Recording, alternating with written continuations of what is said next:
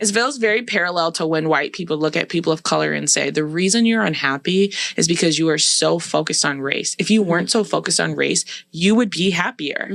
You see race in everything because you've been taught to see that, because everyone tells you race is in everything. But if you didn't see race in everything, you would be happier. And that, like, it comes from a false premise that doesn't acknowledge in any way that, like, I have to see race because race dictates how I'm treated and perceived in this world. It's ingrained into my life. It's in every facet of my life. I have to see it. And the premise that, like, it's not it's not the history of racism that's the issue. It's the focus on that history is like, it reminds me of the same thing. Donald Trump isn't the issue. It's everyone's infatuation with Donald Trump and fear for him. You're the problem for having this big reaction to us supporting Trump. Trump's not the problem. You're the problem for caring this much. What's the most trouble you ever got into when you were young?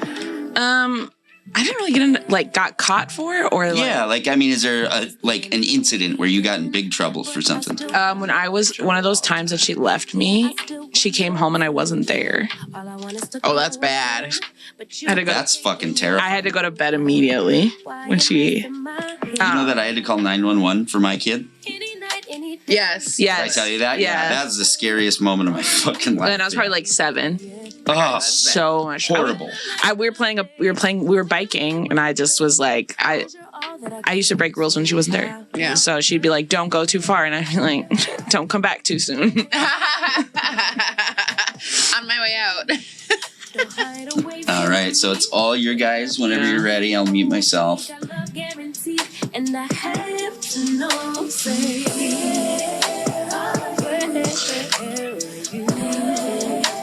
Hello, hello, hello. Hello. Welcome to Therapy Rebranded. We're consistently inconsistent. Ding. Yo. Whoop. That was cute. The what we were just talking about off camera that turned into a semi in camera conversation. What's the most trouble you ever got into in elementary school? Elementary school. Like something you just did that was like, why did she do that? Oh my gosh, this is like a kind of infamous one. We were getting babysat by my cousin, and he was going to read a book to my brother to put him down for a nap. And I was like, I'll be there in 1 minute. And I went under our dining room table and I took a kitchen scissors and I cut my ponytail out of the ponytail, like out of my head. And then I stood. How old were you? I don't know, like 5, 6 or 7. Okay. Yeah, maybe 7 or 8. Did you have one pony and cut it? Yeah. Just out the back, like literally like how it is now, but like in a ponytail, but like split back, and just cut it. And I remember just looking at it, and then I hid it in like our game puzzle area. I was like, oh, if I put it in the trash, my mom always goes in the trash, so she's gonna see it, but she never looks in the puzzles. So I put it where the puzzles are, and I didn't tell anybody. And my cousin didn't notice that I just was missing my hair, nothing like that. They didn't notice. They panicked. Yeah, they were like, literally. So, like, my mom kind of, like, saw the cut hair, and she was like, what is that? And I was like, oh, I just, like, cut a little bit. And I don't think she, like, really cared. Like, it was just a little bit. And then later, she, like, went to look for a puzzle for some fucking reason, because that's how God works. And she, like, picked up a wad of hair and was like, what is this? Like, just, like, a little net of hair. And then I, like, lied about it. Like twice. I first said it was like our babysitter, Marie, and she was like, Marie hasn't been here in like 6 months. And I was like, I'm sorry, I lied. It was Daddy. My dad comes home, and so like you knew from childhood that you could throw your dad under the bus. Yo, and I got a couple hours apiece, right? Because he's off doing God knows what. Yeah. So we go to bed. He's not there, obviously. I happen to just wake up and I hear my dad had come home and they were talking downstairs. And I walk down the stairs and I like, because I sometimes used to like come downstairs and they would like let me hang out with them. Yeah. And my mom turns and she goes, you better get your fucking ass back upstairs. I was like, and scurried back upstairs. And I'm sure after that I had some sort of consequence. She was so mad, bro. That's bad. Yeah, it was bad. All right, on to the first Reddit. My boyfriend cheated on me. I didn't say bye to his daughter. It's eating me alive. Sorry, it's not funny. My boyfriend, 29 male, and I, 28 female, broke up a week ago. Broke up a week ago today. He has a 5-year-old daughter who I've loved like my own. We were together for almost 2 years long distance. He travels for work and I just moved closer, so it would be easier and more affordable for us to see each other.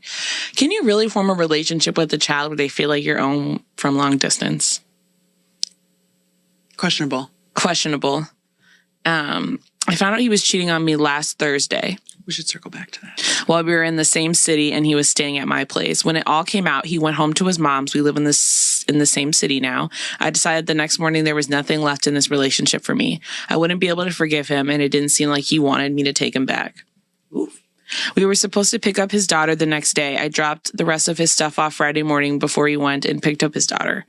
Earlier in the day, I asked him what he was going to tell her, and he said he didn't know, and he didn't end up telling me what he said.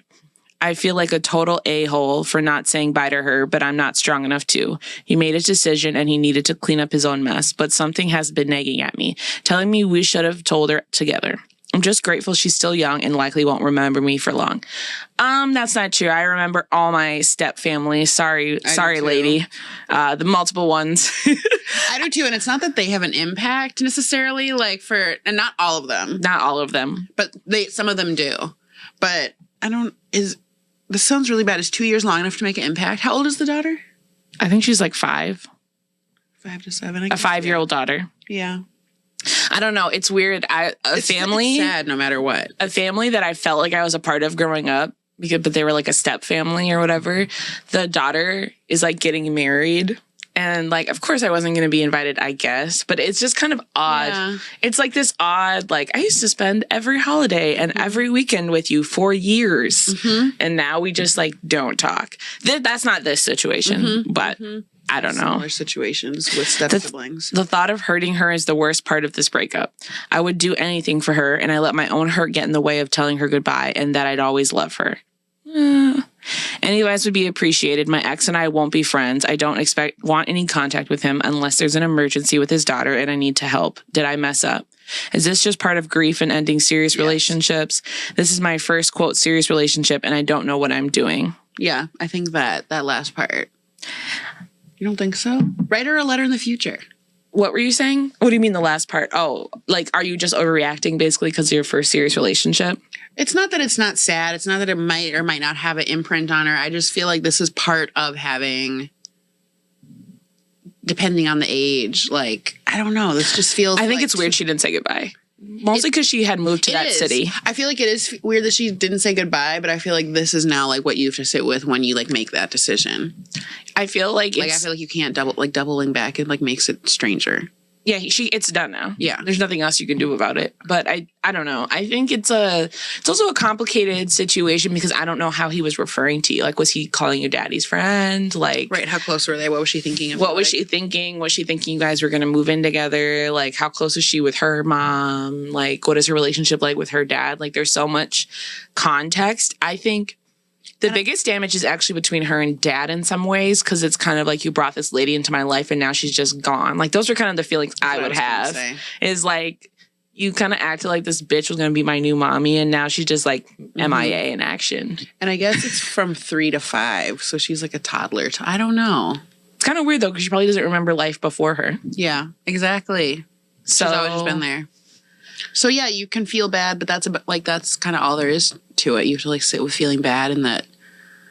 I saw a comment when I was reading this that said something along the lines of, the dad's a jerk for cheating on a woman that he would introduce to his child. What do you think when you hear that? The dad is a jerk for cheating on a woman he would introduce to his child. Like, why would you risk the relationship with this woman who's getting to know your kid? I feel like that's a little bit in the weeds and people don't think that fucking deep. I was going to say that. I feel like a relationship is a relationship is a relationship. Like, a man who's going to cheat, like, that's the problem. Like, you're not elevated. What do you mean elevated? Like, you're just because you're like you were the extra relationship, you'll probably be like, he's just going to, that's who he is. Do. I want to know the context of the cheating too. Yes. Just out of curiosity. Yeah, I found he was cheating on me last week while we were in the same city and he was staying at the same place. It's giving work conference. It's giving their like work. I feel sad for her that she moved for him. I hope she likes the city. Because she moved to be closer to him. Or it's a small city. I mean, now for our usual, are they white or black? White. Yeah. Yeah. Confirmed. Just, yeah. Let's do the second one. Okay. Is it that one? Yeah. Okay. Do you think the average person would make a better therapist than licensed ones? Their training or qualifications, quote unquote, actually seem to make them worse. Spicy hot take. Chili pepper. This is by Therapy Abuse. From PTSD from abusive therapy. Sorry. Okay, this isn't funny because this is a real thing. It is funny. It's silly. It is. Experience is the best thing. What you really need is someone going through the same thing who can empathize, validate, offer solutions, and guidance. Usually people who have struggled have the most wisdom and character. More to the point, the average person, we all have biases, will generally view you as an equal who has a problem as opposed to someone who is a problem/defective and needs to be influenced/corrected. Who is this person? I don't know, but their therapist did CBT with them. Oh, the system. No, I'm just saying that. I don't know. They're literally traumatized. The system just trains them to be thought police. Good cops get burnt or bullied out, and only the privileged/rich can gain any real power, which leaves the entire profession dominated by the worst type of people in society. Those who desire power are not fit to hold it. This is the dumbest shit I've read in a long time. I'm so sorry. I don't even know how to answer this. The answer is no. Well, it's not even that. It's just like... It's not that experience doesn't matter. It's just that, the training and qualifications are what make you a therapist. No, it's not even that. I think it's just like this notion that like... Is that classist? Well, I think that's what they're trying to say is that like good cops get burnt or bullied out until the privileged rich can gain any real power, which leaves the entire profession dominated by the worst type of people in society. That's the part that's making it really hard for me to answer this or to talk about like this and kind of like hold it in reality because like most therapists don't make a lot of money. Facts. They really don't. And there's not a lot of like... People make it. I think there's privilege. There's a level of privilege to be able to afford to go to grad school because most grad school programs require you to not work basically because of how much work you're doing, at least for the year that you have your internship. And so like not being able to work for a calendar year is a huge privilege. So I see that, but I don't see therapists getting pushed out by other therapists. Like this sounds like the conspiracy theories people have about politics or something. Like this is a weird subtones to it. I agree. I do think there is a certain level of privilege to be able to getting your private practice off the ground. I don't know if that's specifically what they're talking about, but like not that there's like a different in caliber ever or anything like that, but just maybe there's a difference in like being able to put money into getting your own business like for a therapist off the ground, and that's how you would get paid better, I guess. In theory, that's what people say. Aren't they just talking about like that therapists are shitty basically and that their training makes them sort of like paint by numbers, like, you know, whatever, that it teaches them to just try to, you're fucked up, there's something wrong with you, like they're going to make it a bigger deal. Like I had a marriage counselor once. This is a counselor, not a therapist. Well, I don't know what the fuck she was, but all I know is she was 26 years old and had never been married. And she was, I know how you feel about her just from that statement. Yes, it's like she had a workbook open on her lap and going like, okay, he said this, now I say this. Like, she was a mental midget. It was really difficult to like be around. And I think that had I not, been the right type of person, I would agree with this. Right? I'd be like, fucking therapist, just, you know. Yeah, but she was a doorknob before she got training. That's why I don't understand how training and qualifications make it worse. Like the thought that therapy is stupid, there's some validity to that. Like that's fine, but like I don't know how training or qualifications would make a therapist worse. Like that's where I'm like, this doesn't align. And then they're talking about this systemic issue of like the good therapist being bullied out. I don't really understand that part. I don't get it all. Like I don't know how they're getting bullied out of. The only way I could see training making people worse is that like people are just going by the book. But if you're going by the book, then that means you didn't have any independent thoughts. And you weren't going to be able to do it without the training either. Maybe you could say training and qualifications doesn't make them a good therapist. Right. I would agree with that. Right. I agree. Do you think it's tied to the fact, like, okay, like I had this thought, so I had to bring my kid to the eye doctor. I know that his eyes are fine. It was basically a screening thing that it pinged with the mechanical thing, said like he might need it. And I'm just like, no, like I have horrible eyes. Like I've gone through all this, like, you know, whatever. I'm like, we don't need this. And then we're there and he's doing the tests. Mm-hmm. And of course you do those. And it's like, I realize like we're asking our son, if our son needs glasses, to a person whose income is reliant on my son needing glasses. Okay. Like it feels like a little bit of a work. Like once you go into the system, you're just fucking in. Like they're gonna see certain things, right? Yeah. Mm-hmm. And that's how therapy can feel to some people, I think, is that it's like, if I go in and talk to them, they're gonna say I'm fucked up and need more therapy kind of thing. Because, you know, we all know that everyone probably does, but it's, I don't know, you know, like I think it's just that there's that suspicion against therapists that exists for sure. Which is totally valid. Like I literally am part of this Reddit because I'm curious what people have to say. Like if there's nothing, the premise is just like there's 15 holes you could poke in therapy and this isn't one of them. Like that's kind of where I'm coming from. And like there's all these different pieces that to me don't really make sense. I don't think someone being qualified makes them a good therapist. I don't think that going through trauma makes you a good therapist either. Like I don't think because you went through something, you are now qualified to help somebody else through it. I think the only thing that might qualify for is like grief and death. Like,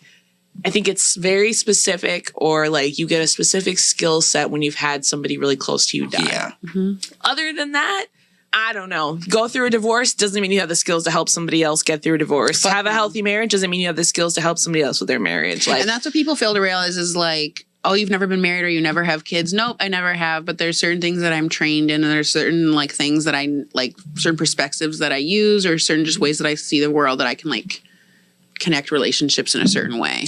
I think what people are looking for is like empathy and like the emotion tied to it. Because I think often when you're giving people feedback about their behavior, the reason why they're doing something wrong with their kid or their partner or a family member is because of like, they love them so much and there's some kind of fear involved that's making them make these kind of decisions that maybe you from the outside are judging. And I think they want to know, have you ever felt that fear? Have you ever been afraid about losing something in your kid? Have you ever been afraid of losing a marriage? You know, like they don't want to feel alone in this. They don't want to feel like you're giving feedback without the understanding of what it feels like to be in that position. Like, yes, I know the logical thing to do, but do you know what it feels like to be me right now? Of this? Do you get it? Or are you just like, are you just saying that? Or are you just saying like what you would do in an idealistic world because you're a stupid child who doesn't know anything about life and like you've never been in this position? Like, I think that's the feeling, which is fine. I think you're working against that and have to prove that you know what you're talking about. I think like often when I say to parents, like kids don't run the show and things like that, they immediately like get on board. Like they're looking for, it's like validating. Or like when we're talking about marriage and I'm like, well, like for instance, there was this family who was doing family therapy this week and there's all these other issues and they were fighting over these boots. The wife, the husband, and the son were like fighting about these boots and like they had brought it up. And I finally just interjected and I said, you can't tell me that you're in the hospital over boots. So what is the court issue? I love doing shit like that. And they were all like, okay, like immediate trust from the dad.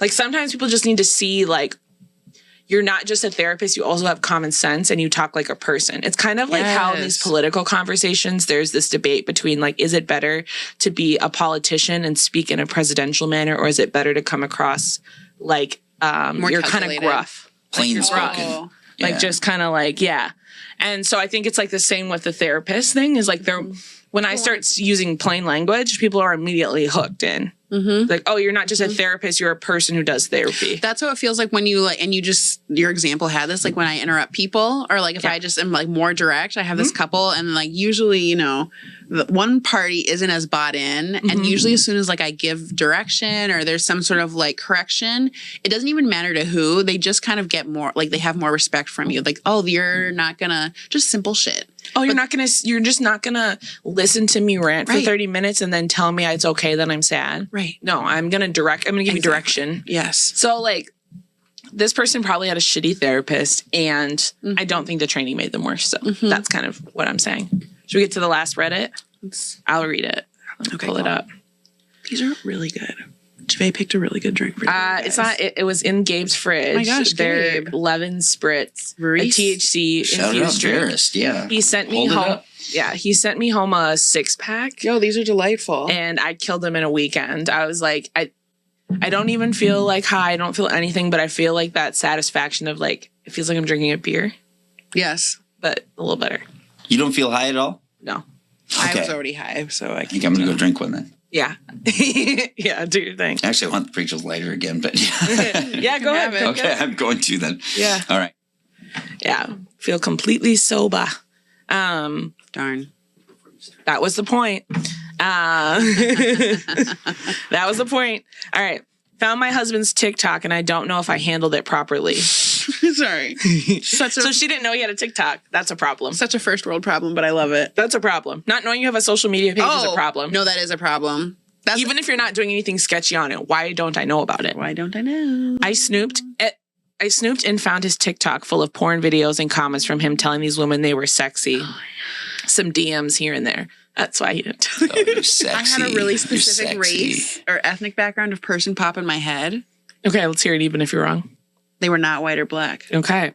We have problems and I didn't want him to know I snooped. So I vented. Wait, we have had problems. I didn't want him to know I snooped. So I vented to him about how awful men are.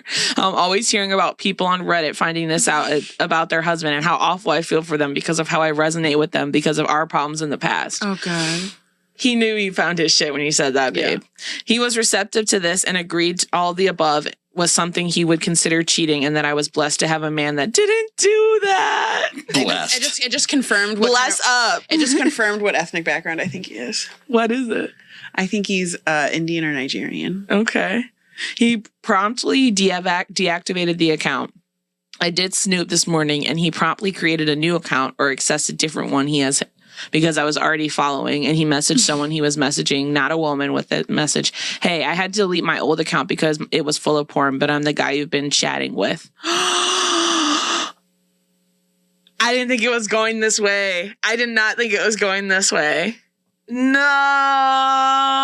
So I was giving him so much credit in my head that he was just watching. That was like his porn account and that he was like messaging only porn stars and like it was bad, but like it was his weird kink. And now I'm just like, I don't know if this is a win or not. It's not. It's not. I don't want to snoop, but I do feel like I need to check in now. It sounds like to me, my husband didn't realize that this was a serious boundary for me until I vented to him. Maybe I can assume that's the situation. What would others do / feel?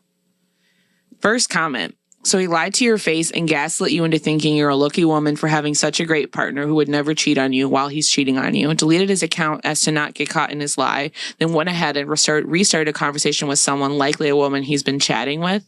Yikes. All these things are cheating. Why is he still your husband? Bloop. That would be my response.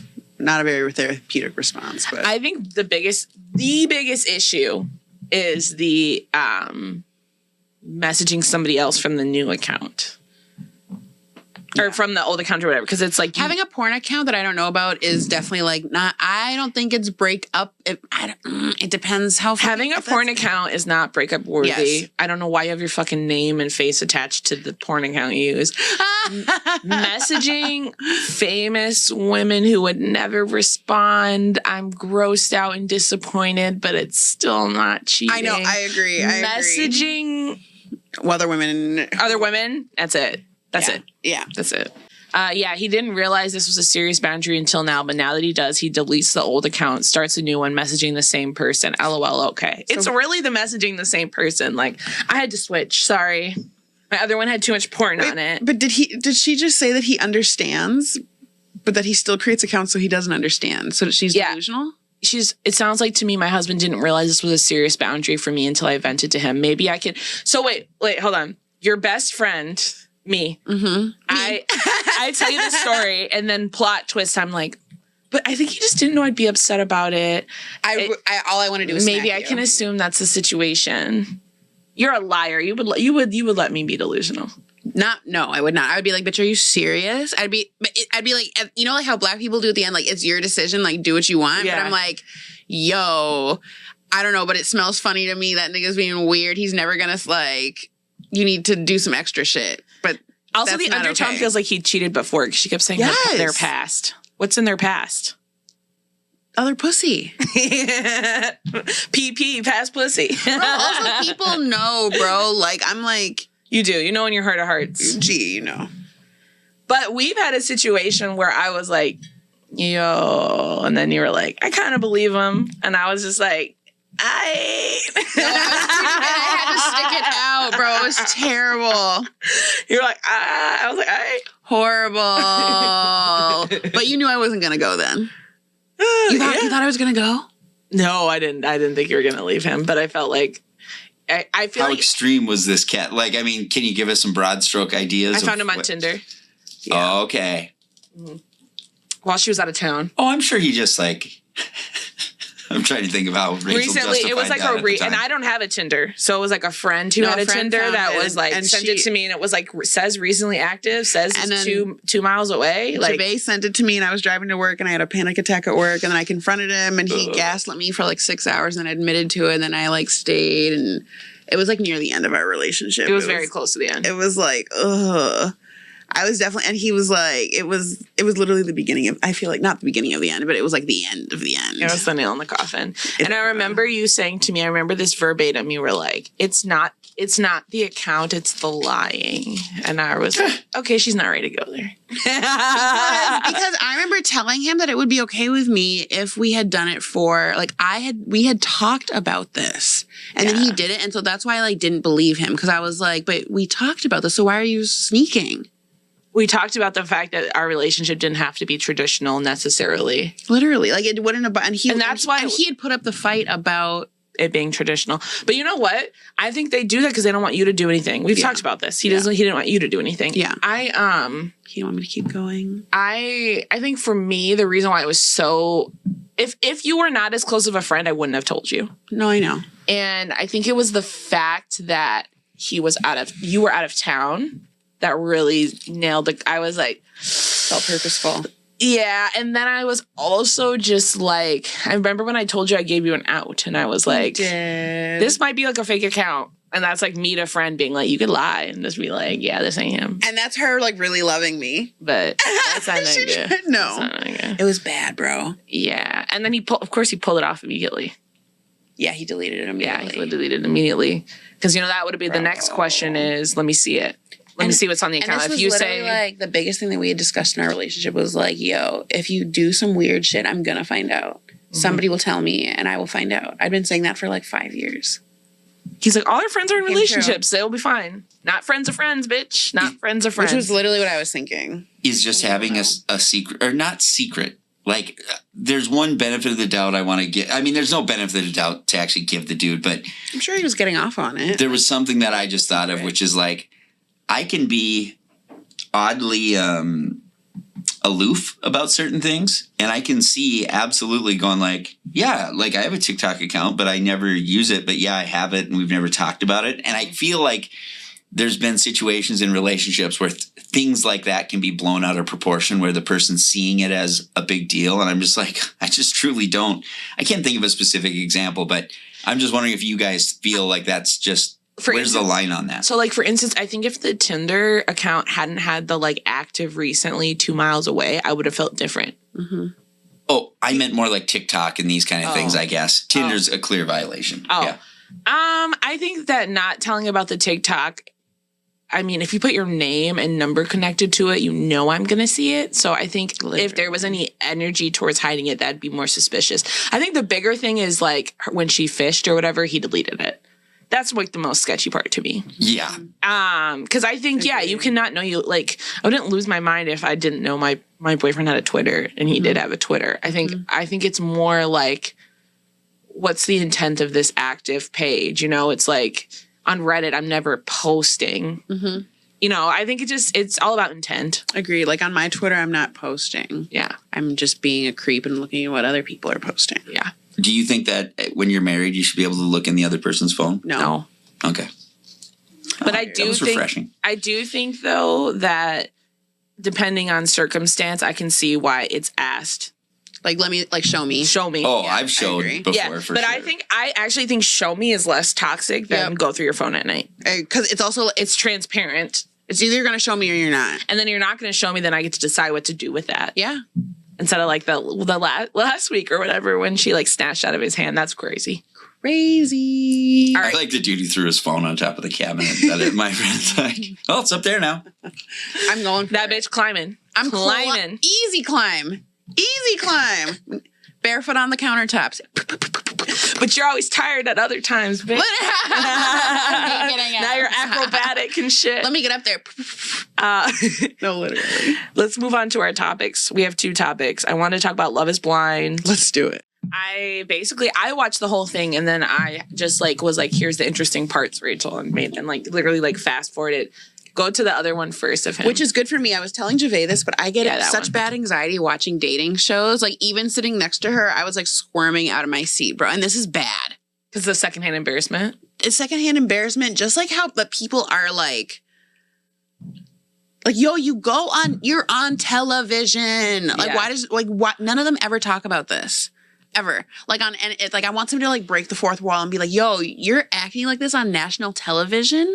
Yeah. Like, why is that never a dig? You fucking weirdo. Because people don't want... Like, did I forget? Because the retort to that is, oh, you're actually different because we're on camera. I knew you weren't doing this authentically. Do you guys think... It's admitting you care about being on screen. They're all pretending they don't care about being on screen. Fair. Go ahead. With the editing and stuff like that, do you believe that you two could go on this show and not appear like a crazy... No, I'd look crazy. I don't think... I think you have to be so reserved to not, because I think, well, also they would make you the boring. Sorry, I am rambling. So the pods or whatever, they film the entire time that they're on the dates. All of that's being filmed because I think it's just being recorded from cameras inside. Mm-hmm. But once you leave the pods, there's like set times to film. So I think if you can make it through the 24-hour filming without looking crazy, you might be okay, because then like it's like a couple times a week for a couple hours you're doing stuff. Mm-hmm. But I think it'd be really hard in the dating process not to say anything stupid or weird or look immature, or like, I think that would be really difficult. Mm-hmm. Yeah. When I started the question, I was like, I didn't know what the answer was. Mm-hmm. I'm now thinking that it actually would be impossible, because if I add music to what you say and cut little snippets of things and put the reaction from the other person to be different, I could make you look like a weirdo, I think. I think you could make anybody look like a weirdo. I don't know if you could make them like a bad person. Yeah. And I also think, whoever said boring, I don't know if it was you or Rachel, but I genuinely believe in my heart that like, if you don't have a little bit of either, there has to be a love triangle, or one of you has to be a little off, or you're not making the cut for the rest of the show. Because they start with like 15 people on each side and they dwindle it down to like basically 5 people from each side get to actually be on TV for real. And then if your relationship doesn't make it, you get off the TV too. Kind of. But they might check back in. Yeah, they kind of check back in. So this is a couple. They're called Tyler and Ashley. Tyler looks like the Pitbull meme to me, with the the Pitbull with the beard. I could see I feel like they're equally yoked. I feel like she's a little bit better looking than him, and that's the perfect combination. Perfect combination. They are a beautiful couple. And they were smooth sailing the entire show, like literally. All throughout the infatuated. They were both, it seemed like they were both obsessed. Really? Yes, throughout the pods. And then he is like, they pray together. So, they're that couple. He's like tears up on a drop of a dime. Like, I love you so much, blah, blah, blah. All of this. They go through like the meeting the parents. That goes well. It's also so hard though, because isn't the whole show a love bomb? You're proposing after 12 days. The whole show's a love bomb. Every time you have to love bomb to be on the show. It just like bothers me. I'm like, it makes it feel. That's why you're saying like break the fourth wall, but I feel like they literally can't break the fourth wall, because if you break the fourth wall, it acknowledges how ridiculous the premise of this show is. And you have to be bought in. That's what they're trying to explain to their family and friends. It's like, no, like you have to be we're part of this experiment. Yeah, that's true. You have to do the things. Yeah, you have to do the things. They have all this smooth sailing, and the producer just cut to the end of this episode with like 7 minutes, and you're trying to figure out what's going on during those 7 minutes. And then you realize that he is a sperm donor who has 3 children. How do you realize though? She says it. I have no idea. Like, they don't give context to like when he told her or how she found out. But he definitely told her. That was the energy I got, because there was no energy around like, it was kind of like, well, how could you hide this for so, like, how could you keep this in? Like he had to come clean. Like it seems like he came clean. So he's a sperm donor for he says for a queer couple that he knows, 2 girls and a son. 2 girls and a son. And then she's like, I'm just really fucking shook and I just need a second. Like, I was so sure on you. How could I not know something this big about you? And it's funny because when you look back at the editing, because I was rewatching it because I was showing Rachel, when we look back at the editing, the producers were so intentional about, how do I put it? Showing every single time that they were there that he talked about wanting children and wanting baby names. Like, it was very clear it was something they talk about daily. It was impressed upon us that this was like what they were going to do immediately after they got married. Yes. Like, they were having kids immediately. And I only watched, I only watched the clips, and that was like the sense that I got. It was like, oh, they're like both into having kids. Yes. Expeditiously. Yes. And she's 31, I think, and he's 34. So I'm also like, girl, you could have gave it a couple more years Yeah, with you him. really could have. She thought she hit the mother load. Yeah. Yeah. And he was giving, like, you're the first woman I've ever felt safe with. He was using a lot of, like, therapy language. And she was nom, nom, nom, nom, nom. Yeah. Eating that shit up. He drops on her that he is a sperm donor. We don't get to see the drop. We just see the aftermath. And he has these 3 kids. And when they have a lot this season. When they have follow-up conversations in the episodes after that, he says, like, she's like, do the kids know what you look like? And he's like, I don't know. Which is a wild I'm response. not sure. But I'm like, you're still friends with the couple, so you see the kids. So it's like, do the kids know that you're the dad? And he's like, I don't know. And she's just like, is there paperwork that, like, says something that, like, you're not responsible for these kids? No. Like, what if these parents came and wanted, like, money or child support? Like, is there any documentation? You kind of just shot up the club, basically. That's what it seemed like anyways. And so after this set of episodes airs, Love is Blind airs in, like, chunks. So after this chunk aired, we still don't know, like, who got married. The next photo, if Gabe could show that, is someone posting this.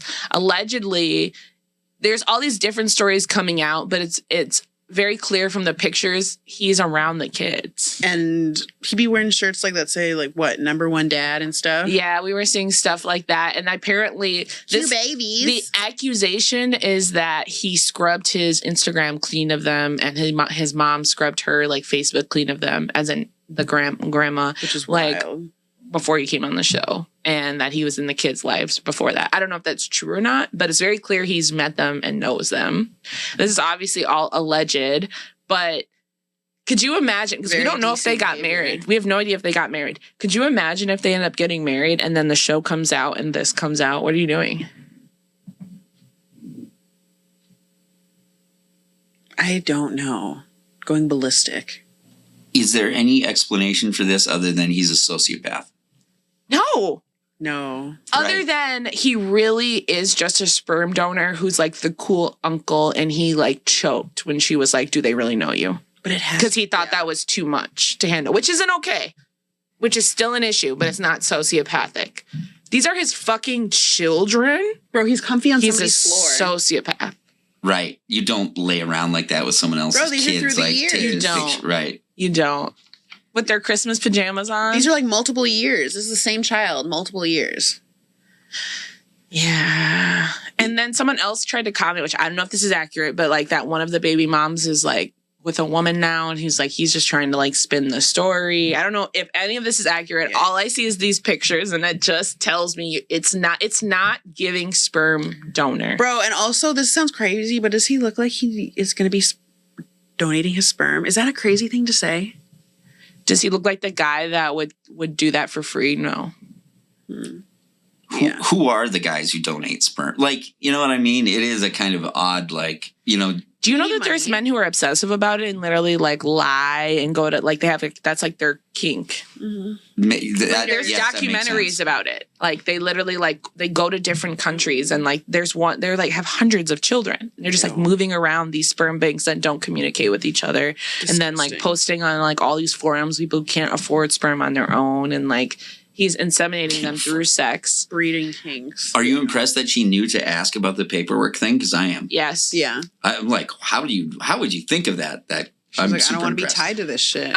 Well, because basically, am I going to be legally responsible for child support if we get married? Right. Right. That's so responsible. It's so responsible. That's not what I'm signing up for at this age. But what I did see is they made up, and she's like, we're getting married. But I don't know because we haven't seen the weddings. But that's what I see so far. Right, we don't know. I know if I was her, I would be like, so you're friends with them still? Yep. I need to go see them immediately. Like we need to go to their house. Like we need to have dinner with them. Do you think they'll show us that? Talk to them woman to woman. No, I don't. And I think they'll say it's for the privacy of the family. Probably. If they're back together, that makes me feel like the fucking producers engineered this somehow. Like, took the sperm donor story and then probably leaned into it or something. Well, that's crazy. Well, they're together, so it's somebody else who's posting this, right? This has already been shot. This was shot last October. So we don't know. Right. It's not like it's going live by live. We're so she could have believed his story. Oh my God. I married him, and then now it came out on national TV a year later. And they had to get a divorce. And you found out that those are his babies. Yikes. Which probably I would guess, if a woman's posting this on social media, then she's probably DMing you. Maybe she would have got DMs before this, but it's just, I feel so sad for her. It's devastating because all of these people come in here with pure intent. And she thought he was going to be his first. And then on the flip side of the coin, what do you expect when you're marrying a stranger? This is also the risk. And that sounds mean. Did she not ask if he had kids? She did. He said no. That's wild. He doesn't have kids. He's a sperm donor. Not to this degree. I think you do have kids if you're a sperm donor and he didn't go to a bank. No, he had a threesome. That's what it's giving. I'm so serious. The second couple that I wanted to talk about is Tim and Alex. This scene has been going infamous on the internet. And there's nothing... Let me back up. They also were a very strong couple in the pods. He's also was very emotional about how connected to her, how much he loved her. 2 days before this, he read a message to her dad in person that was so heartfelt, so sweet. I literally had chills listening to it. It sounded so authentic. Her old black daddy cried. He was like, I'm going to treat your daughter as if she were part of my family, as she were one of my kids' own or my parents' own children or whatever the fuck. Just saying all these things basically about how much he's going to love, cherish, and respect her. And all of these very traditional things that aren't even quite how I want to do life. But I know that's what she wants. They were all eating it up. They all want that. And it seems like he wants that. So then 2 days later, he had some things he was irritated about. Valid. Not even saying that the things he was annoyed about were crazy. But they were just irritations. Mm-hmm.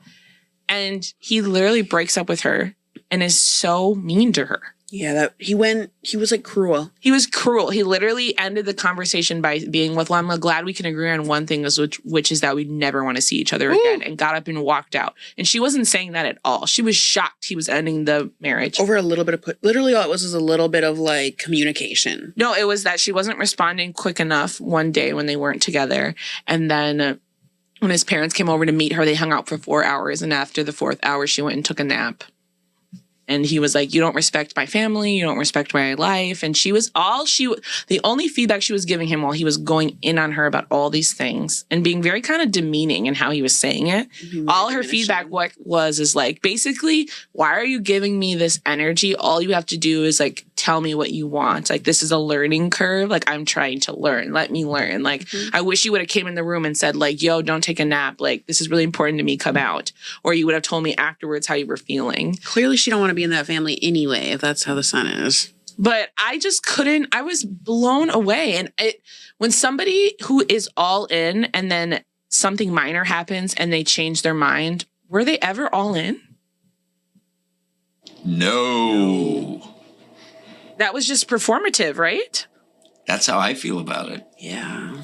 Or can someone be that punitive and mean that he was all in because he thought she was perfect, and the second he realized she was imperfect and human, he pulled out? Yes, that. I think, yeah, I think just it was like whiplash. Yes. That was one of those things where I was like, no, this is how this man really deals with conflict in real life. It doesn't matter that he's in front of the cameras or not. This is how he really was. And I was like, he just got up and walked out. Just left.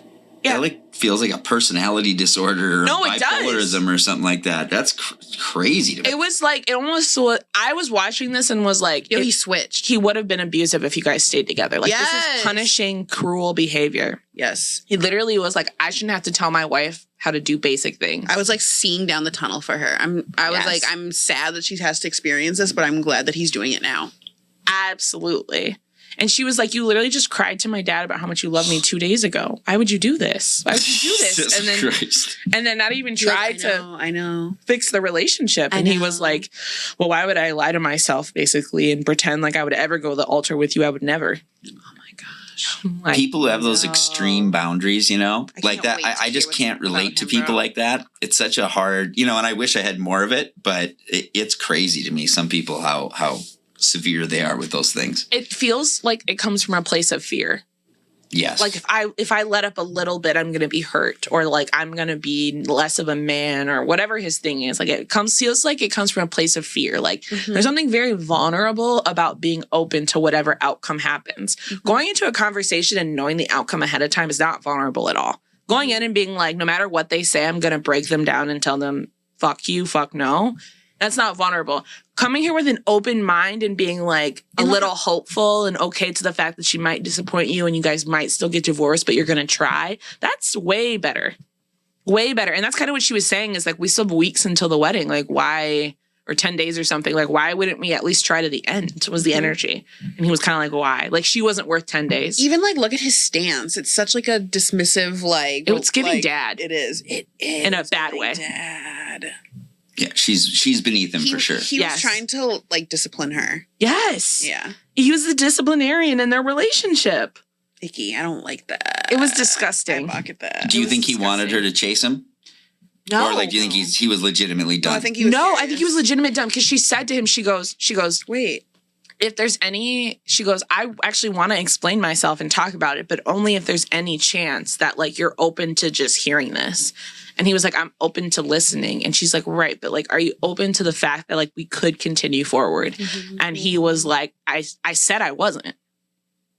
Wow. Switch. So he was mean to her, and she even still ate shit a little bit and was like, but like, I mean, I'll grovel if you're open. And he was like, no. And then he screenshotted people's responses to what he was saying and responded to the responses and was basically like, what's wrong with being direct and honest? You're being cruel and mean, and that's different than direct and honest. Cruel and mean. And how can you not acknowledge the switch? You literally just walked out after like integrating your families and doing this big thing. Like it's like your dog barking at night or something and just went, well, I got to go out and fucking kill it now. Right. You know what I mean? And I choked him to death on the front lawn. I just had to. I got to give it back. I had to. I mean, that's my boundary. Like, you can't do that. I can't live that way. Dogs cannot do that. I can't have a dog who does that. Like, what? Am I a fucking weirdo that I, though, do slightly agree with him that her taking a nap on the first day meeting his parents is fucking... I actually disagree. Really? I kind of... 4 hours straight hanging out, G, and you can't, like, they don't want to rest? No, I think what you do is, like, she probably did it in poor taste. Like, I feel like what you do is, like, you say something like, I'm just really exhausted. The camera's just left. Like, do you guys mind if I just go get, like, 45 minutes to myself? I just need to recoup. She probably, like, disappeared. Probably. And that probably looks really bad. Probably. I don't even think having an issue is wrong with it. And that's what she said. She was like, no excuses. Like, if you feel like that's disrespectful, like, I hear you. Like, I won't do it again. Like, she didn't even argue. She was like, I shouldn't have given in to just like being stressed out. He also just like malfunctioned. It was like he had never had this type of conversation before. He had no skills as to what to do next, it seemed like. Mm-hmm. Like he was being cruel and mean, and also it seemed like he was inept at knowing what to do. You know when like a parent or a boss or an authority figure like talks in a really like slow, stern, monotone way, and like, then they're dumb. Because the way they're talking like that, there's gaps in their speech, so you think they're done talking. Mm-hmm. That was happening, and then every time he'd be like, "Are you gonna let me finish?" Oh, I hate that shit. Holy shit! And I was like, "This is an adult child and an asshole dad and a teenage daughter." Right. It was also crazy because she had clearly just gotten home from work, had picked up food. Like it was very clear they weren't eating together. He was like waiting for her. He was waiting for her on the couch. She has sat down to have her plate, and he was like, "Are we gonna talk or?" And she was like, can I eat my food? And he was like, so you don't want to talk? Oh my God. I she was hate this dude. And she Very was like, controlling. okay, I'll bring the plate over.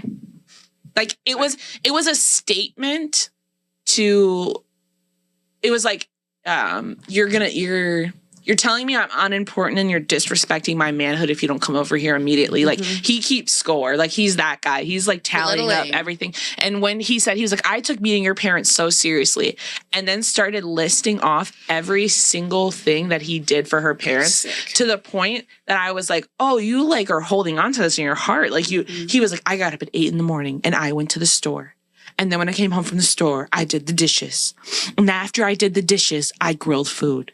And then your dad came over and I made conversation. Which is funny because he was worried about her being the performative one when he sounds like he was really being the performative one. I also just feel like that was a very kind thing for you to do.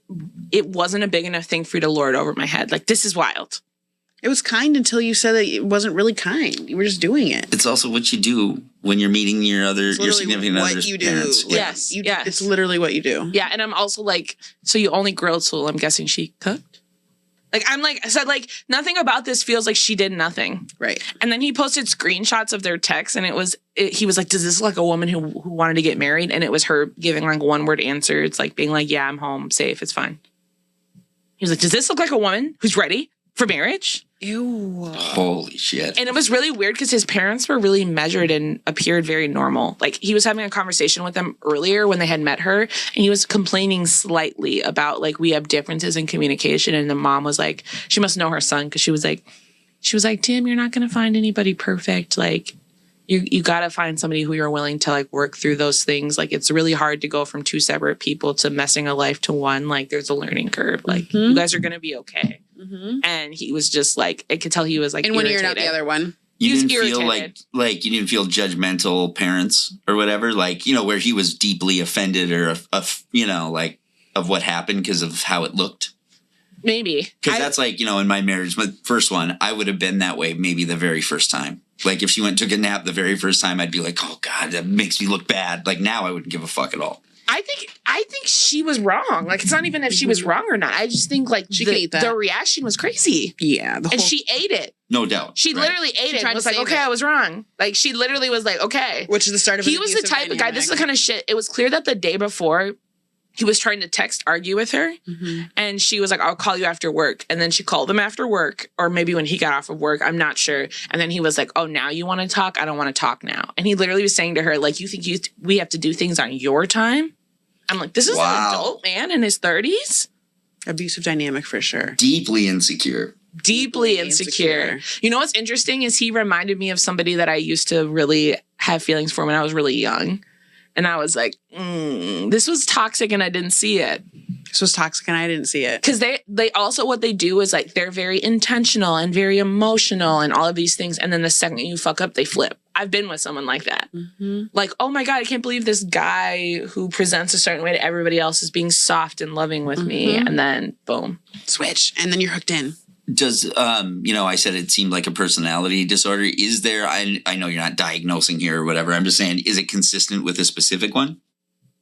You know, people who switch like that? Because I've also dated someone who did that. No, it's not consistent with a specific personality disorder. I would say it's like a lack of empathy.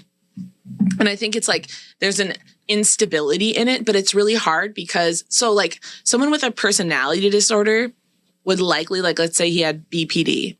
He would have likely really been all in 2 days before and then had a meltdown the next day. He wouldn't have been measured. Like, it's the measured, intentional part like that just feels up. like punishment and manipulation. Like, it doesn't even feel like mental illness. It feels like you don't see her as an equal and you want her to know it. And she probably never was. I hate using the word narcissism here, but it's like, you know, does it feel like that at all to you? Just because she's beneath him and all of a sudden he offended her, or she offended his sensibilities or whatever? No. It actually doesn't feel like narcissism. Does it feel like it to you, Rachel? No, it doesn't. No, it doesn't. And I feel like that's the thing that people are like, oh, well, he's a narcissist or not. Like, he might be, but he also could be just I don't get that at all. It actually gives, like, you were performing and all of this is inauthentic and, like, you don't know who you are at all. And I think you hit it on the head with the deeply insecure. Yeah. I think it's just insecurity and, like, the way that he has fortified himself is to have these really strong, quote, boundaries. And I'm putting that in quotes because this isn't boundaries. Is it almost like an avoidant tactic? Oh, it is avoidant. In a sense? It's very avoidant. It's like, oh, I saw an imperfection. I'm not putting myself in a position to be in a marriage that's imperfect. No. And just not knowing how to be in a relationship. Yeah. At all. Like with no anybody. skills. Like no skills. Like that's not how you would deal in a friendship or anything, which is odd because this is weird because does it give like somewhere on the spectrum? No, it gives Delulu. That's what I thought. Okay. It gives delusional. It gives like you don't have like thinking. And not because of the cruelness. What'd you say? Delulu? Yeah, Delulu. Just because you're on the spectrum doesn't mean you're more mean. So not because of that stuff. It doesn't give missing social cues. It gives the grass is greener. Like he's acting, I feel like a 24-year-old man who's mean and is like, I have all these women ahead of me, all this life ahead of me. Like I'm not settling for you, bitch. And it's the part of like you're in your 30s and you don't know that like having to deal with irritations and frustrations isn't like dating down or settling. Like that's the part. Exactly. That's the part. Like you think you're dating down or settling because you're dealing with like normal relationship conflict. And that's the part that's really immature and just meh. And he'll come up against this in every relationship probably because that was like nothing. Oh, this was nothing. That was nothing. And he acted like she spat in his face. That is absolutely. And he was fighting for power. You don't tell me what to do. You don't get to decide when you're going to respond to me. You don't get to decide what we're going to talk about or when we're going to talk about it. You don't get to eat dinner before I break up with you. Could you, now that you know that he was going to break it off with her, you couldn't wait 5 minutes to break it off with her? It's like, well, it's for her to eat her chicken? It's so icky and controlling. Now, I'm sorry to interrupt this wonderful check-in, but it got a little too personal. So if you'd like to hear the rest of it, subscribe to us on Patreon. Now, back to the show. So the reason why I wanted to talk about this is because I thought a lot of things about this interview reflected like the current political landscape, and it was just really interesting to me. So for anybody who lives under a rock, Kamala went on Fox News this week. She did an interview that was like 27 minutes with Brett Baier. I hope I'm saying that right. Brett Baier. Isn't it funny? Isn't it funny as a black person not being able to say the white name? Brett Baier. They're going to be like, what do you mean you can't say that? Baier. What a fucking tongue twister. Brett Baier. Brett Baier. And I was curious if it was always planned to be that short, if it was just that contentious and uncomfortable that her team told him to rap. Because he was like at the end saying like basically they're aggressively telling me to rap right now. So I'm curious, but I think they went overtime. You think so? Like it's supposed to be 20 minutes or something? I don't think it was supposed to be that long. I mean, it's her only like sit down interview on Fox News, which is like it's a big deal. I think the majority of the people watching that interview probably already had their minds made up, but also like this is the most like interview time they've watched of her. Facts. Aside from like things that are cut and clipped into commercials it's the most time she'll get of their viewing time. Yeah. So what did you think? What were your initial thoughts? Unsurprising. I didn't feel surprised by any of it, but I definitely texted Javae and said, my stomach is in knots watching this. What made you give people context? I think it's disappointing for me as someone who will be voting for her. I just have to clarify that before I feel like these days you have to like clarify I will be voting for her specifically before you give any like millennials criticism. are out here acting like you're gonna go full left. No, literally. You're the millennial. No, I am because I'm like right there. I'm I get it. Like I think the more she's clearly better than Trump, but the things that she's saying like don't align with my values. Yeah.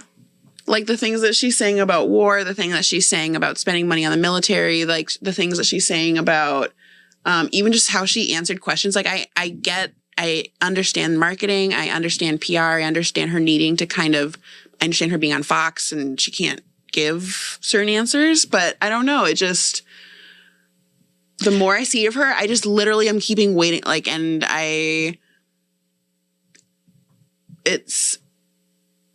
I don't know. None of it was surprising. So she's trying hard. Your stomach was in knots when you were watching the interview because you were feeling disappointed with her talking points. Yeah. And I think, disappointed with her talking points. Every time I just can't get a feel for her, which is like not what you're supposed to say about the president, and I get that, but like You can if you want to. It's your podcast. but it's no, I know, but still, I'm keeping in mind like what I'm saying and how it sounds, but it's just, yeah, she just doesn't. She doesn't give you the feeling. She doesn't give me the feeling, man, and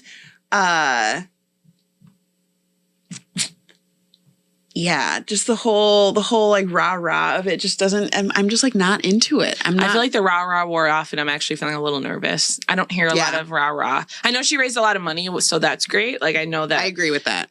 But like the tone has shifted on social media, which could mean nothing. True.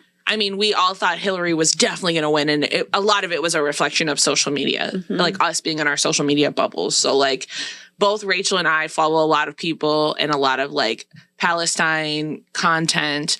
And so, like, obviously we're seeing, like, the left perspective on her and, like, that negative feedback around, like, her continuing the American war machine. How do you feel about her? Or what do you think about her? I have a really hard time with having mixed feelings about people, and I have mixed feelings about her. Yeah. I have mixed feelings about most people. I just try to ignore them. But I think that I like that I have mixed feelings about her, and it's hard to have mixed feelings about her.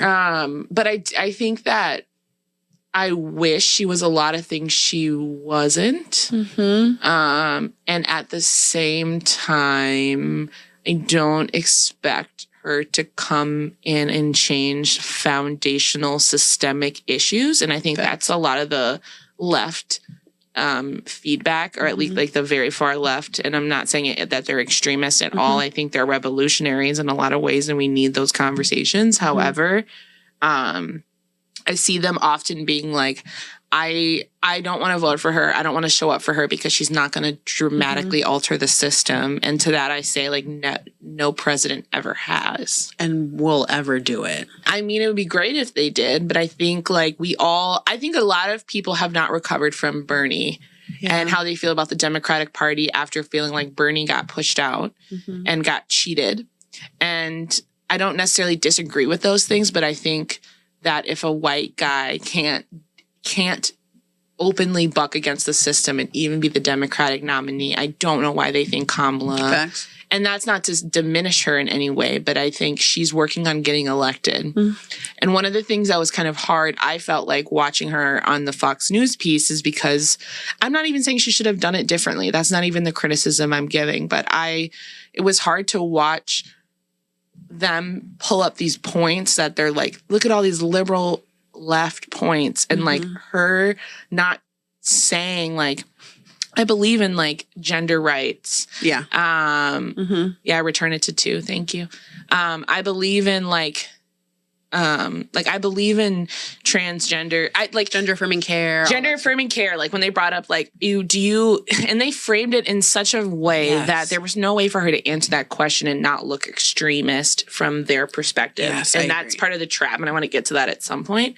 And she tried to kind of call it out a little bit. She did try to call out like, come on. This isn't fair. This isn't fair. Give the full picture. Yeah, she was trying to call it out. But for instance, when they were like, you know, are you going to put tax dollar money towards gender affirming care? They called it something else. Gender affirming care in hospitals. And like, I wish she would have said, like, instead of saying, I'm going to follow the law, I wish she would have said, I think that for a lot of people, gender affirming care is healthcare.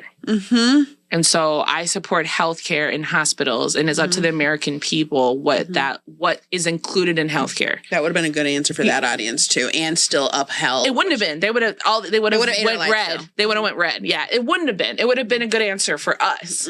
But like, I was kind of like, all the things that she was being attacked for are the things that I like about her, and, you know. And so it was really difficult because I haven't even really heard her speak on trans rights as far as I know. I don't know how she feels about it. I know the feedback everyone gives is go look at her website.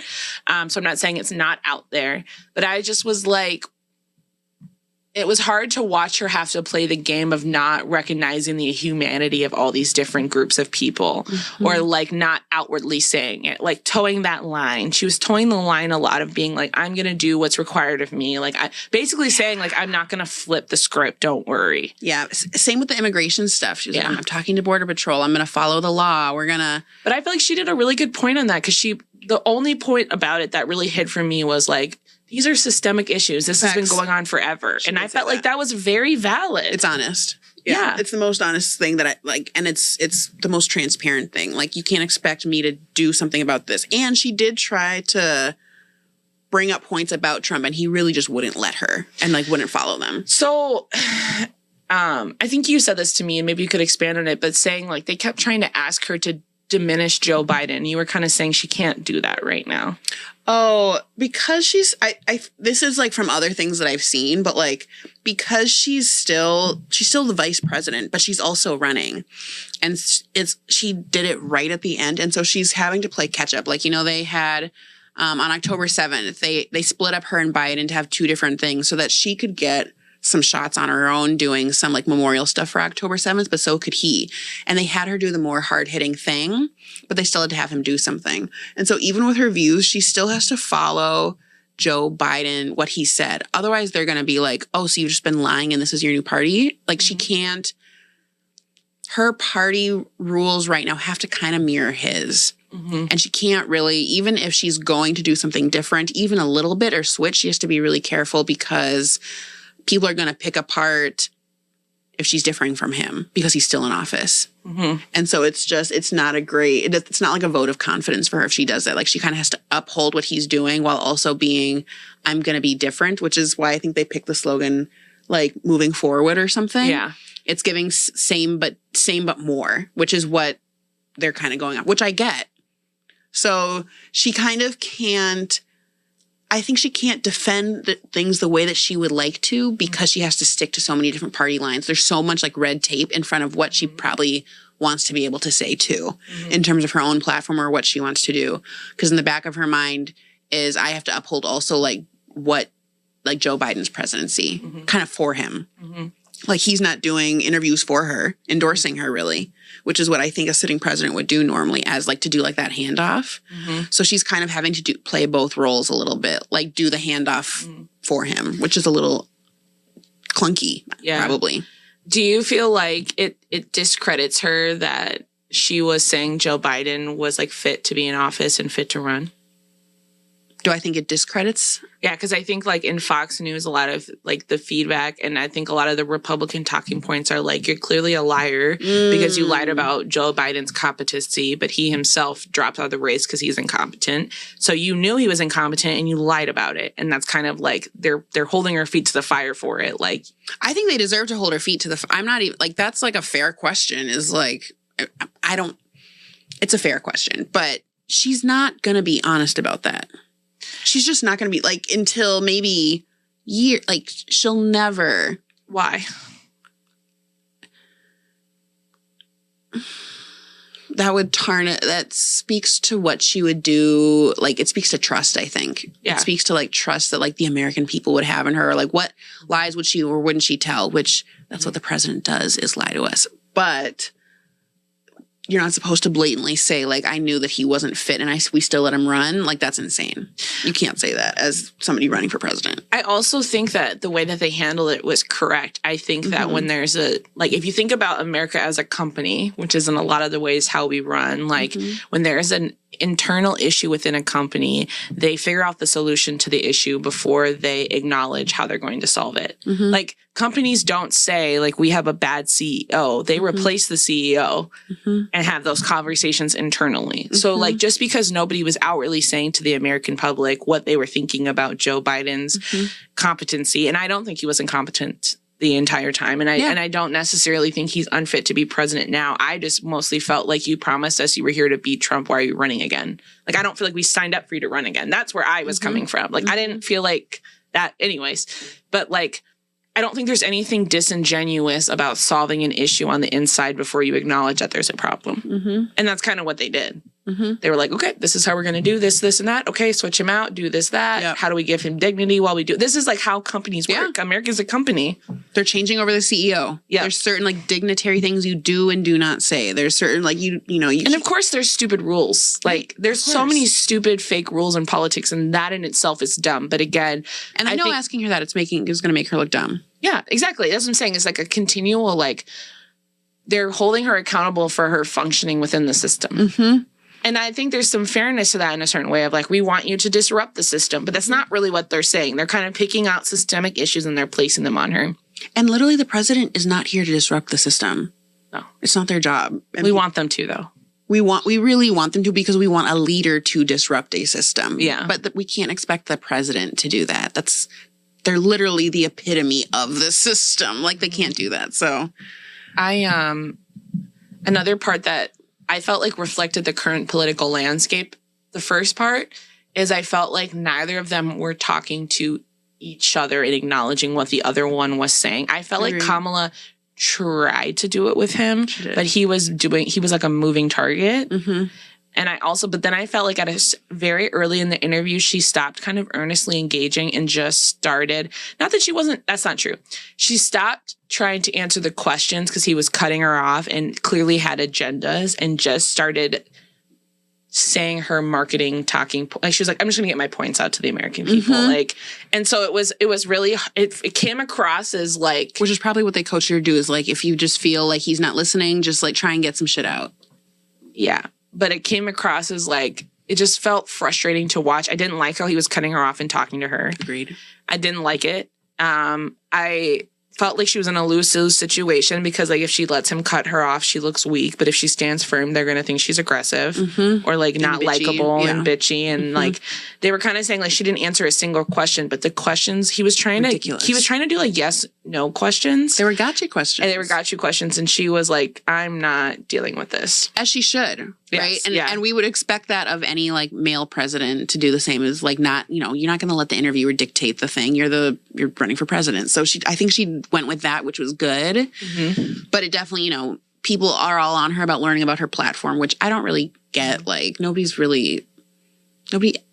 Well, again, I think it's a fundamental difference of like, what do you think is worth voting for with the president? Like, what do you think is important to being a president? Like, literally, one half of the country feels like, probably more than a half of the country feels like they want their president to be someone that they would have a beer with. Yeah. And then there's like another part of the country who is like, I want my president to be somebody who I could never achieve their level of like greatness and like intelligence. And like, I want them and to dignity be and all that. Yes. Like kind of on a moral pedestal.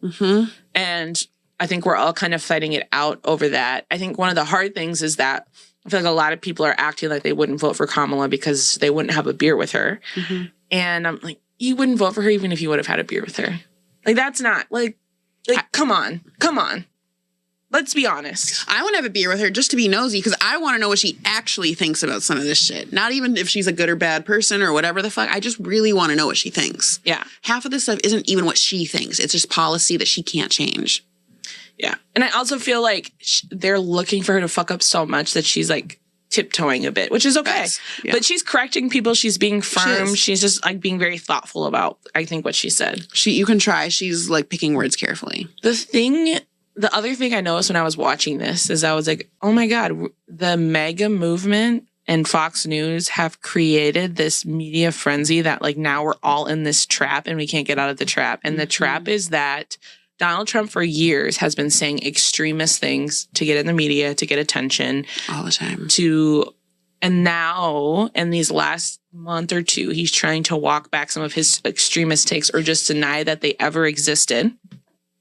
And if the lying Democrats, if you don't believe him for his word now, then it's somehow proof that you're an extreme leftist who's been indoctrinated by liberals. Like, how could you not take his word over the media's word?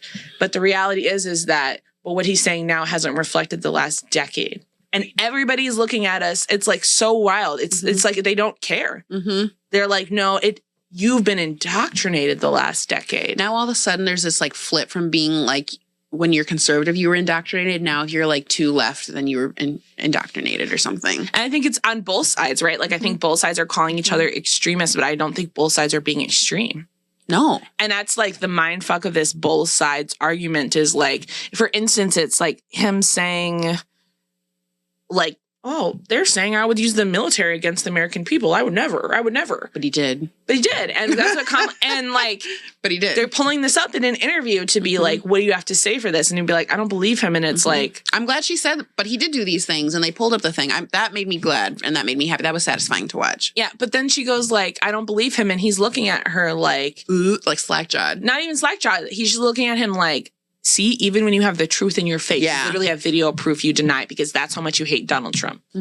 There's no way around that loophole. He's trying to make it seem like she's being like shifty about her. They're doing that. Yeah, all of us who have a strong stance against Donald Trump have been indoctrinated to believe he's going to end democracy, and we fell for the extreme left. We fell for the liberal propaganda, and like everybody who's a Trump person like is a free thinker, and I just want to fucking lose my mind. They're not. What is that? What is the third party that everybody likes to be? I don't know. The other one. What the fuck is Libertarian? Libertarian or some shit like that. Not even that. Like just this like you're blinded by your hate. What you're seeing about him isn't reality. You're blinded by your hate. Feels very parallel to when it feels very parallel to when white people look at people of color and say, the reason you're unhappy is because you are so focused on race. If you weren't so focused on race, you would be happier. You see race in everything because you've been taught to see that because everyone tells you race is in everything. But if you didn't see race in everything, you would be happier.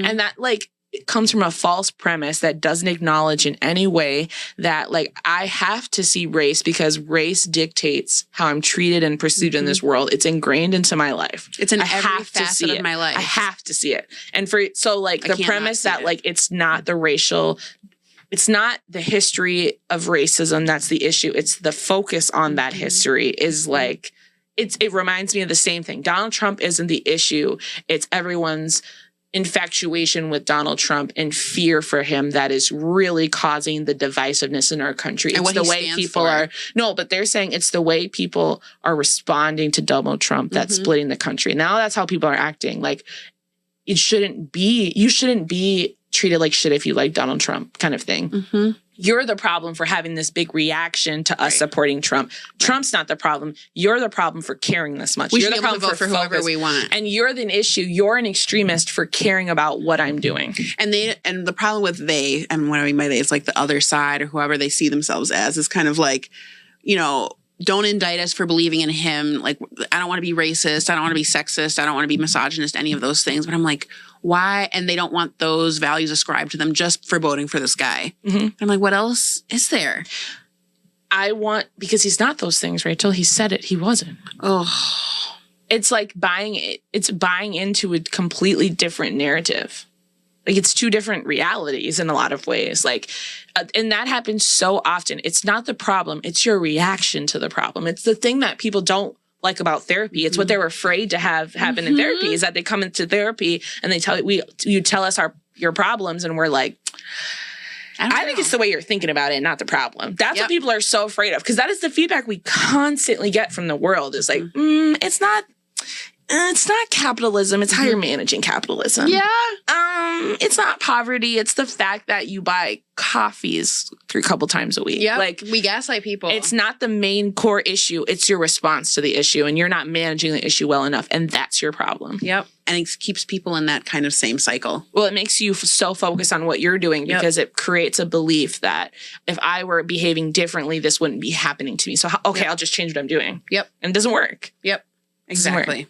Well, that was enough anger. That was enough rage for me. I'm tapped out. I know, I can tell. I'm ready to tap into different types of anger. All right. See you guys later. Bye, you guys.